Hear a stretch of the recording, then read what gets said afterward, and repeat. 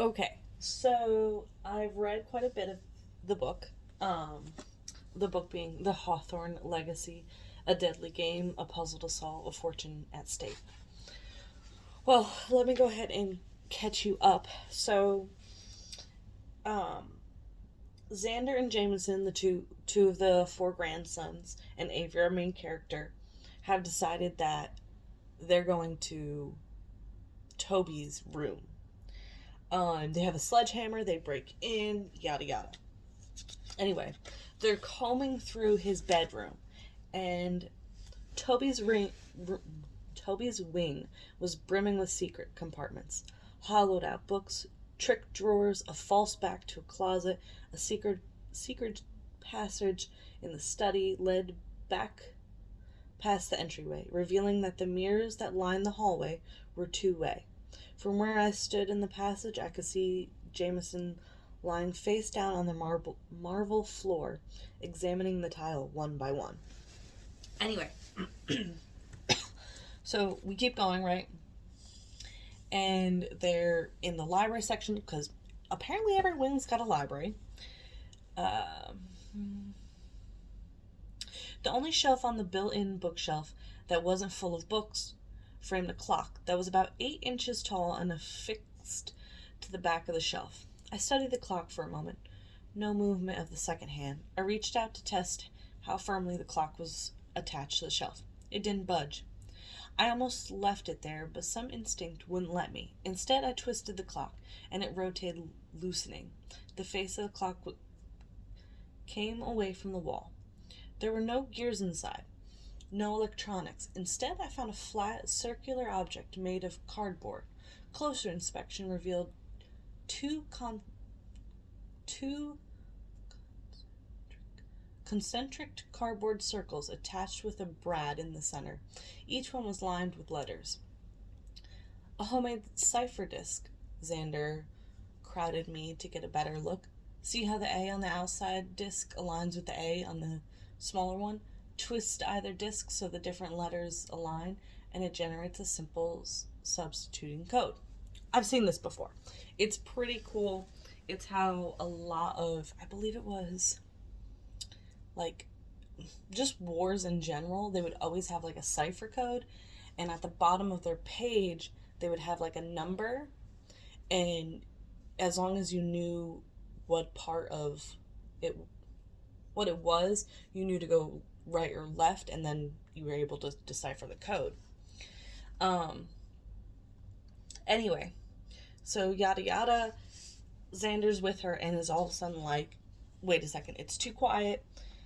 They yell at Jameson. Jameson has found a trick tile on the ground. Anyway, glaring at Jameson, who winked back at me, I knelt next to Xander. Beneath the tile was a metal compartment. It was empty, but I saw an inscription at the bottom, engraved into the metal. A poem. I was angry with my friend, I read out loud.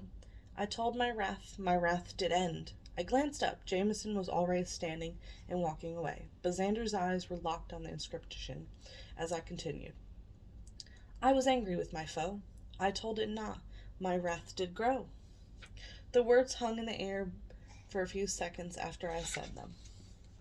Xander whipped out his phone. William Blake, he said after a moment. Who? I asked. I glanced back at Jameson, who pivoted and paced back towards us. I thought he was off and running, but really he was thinking, concentrating in motion. Now, he's done this plenty of times. Anyway, we find out that Aunt Zara's favorite author is William Blake for poems, and he's an 18th century poet. Anyway, apparently Toby's a fan of this. They get caught, and they get kicked out of that wing by the Langleys. That's the groundskeeper slash housekeeper person. Anyway, the whole poem is a poison tree. Still in my mind, I was angry with my friend. I told my wrath did end. I was angry with my foe. I told it not. My wrath did grow. Anywho, she goes to school the next day, which is awesome, great.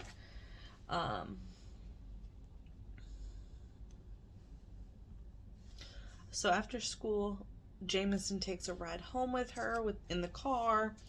Anyway, he's harassing her and is like teasing her. And she's basically like, I don't want you to double cross me. Whatever. She gets to her room, waits a little while, goes to the secret compartment that's in her bedroom. And Jameson and her both go running to Toby's room. And they get to the library and they go to one of the collections of law books he has and goes to the section that is on like poison tree or something. Anyway, in this law book, there are certain letters that are like, they wrote blacked out, but I'm pretty sure they mean like highlighted. And then they got to find out what the cipher code is because they're using that as the cipher in order to figure out what this message is that Toby left for them. So they go back to the clock, and the clock that the cipher was in gives them which way they have to move it and all that. So they go running back to her room where the cipher is located. So she makes a comment to Jameson. Again, this is the one she's spending the time with. Xander's on his like own team in this investigation on this guy. Besides me, Jameson grabbed a pen, but I grabbed it back from him. My room, I told him. My pen, my cipher disk. If you want to get technical, Eris, it's all yours. Not just this room or that pen. You know, when I read that line, I was so intrigued. I was like, interesting. Because that's the first time anyone's really said, like reminded us that this is all hers since 50 pages in the first book. So, they decipher the code. It says, secret lies, all I despise. The tree is poison, don't you see? It poisoned S and Z and me. The evidence I stole is in the darkest hole. Light shall reveal all. I write upon the... ... So, it's very interesting. And they're trying to figure out what it is. So they go running through compartments and back doors and all this fun stuff. Back to the room. Anyway, when they get to the room, they realize that the word that they're looking for that's missing, where the ... is wall. Anyway, light shall reveal all. So they decide that they need to get black light. Well, apparently there's 7 in this house. At least, and Xander's now back involved. So the 3 of them are using these black lights. His wing is covered in black light writing. Covered, they said. Toby hadn't written a message on the wall of the bedroom. He'd written tens of thousands of words across all the walls in the suite. Toby Hawthorn had kept a diary. His whole life was documented on the walls of this wing of Hawthorn House. He couldn't have been more than 7 or 8 when he'd started writing.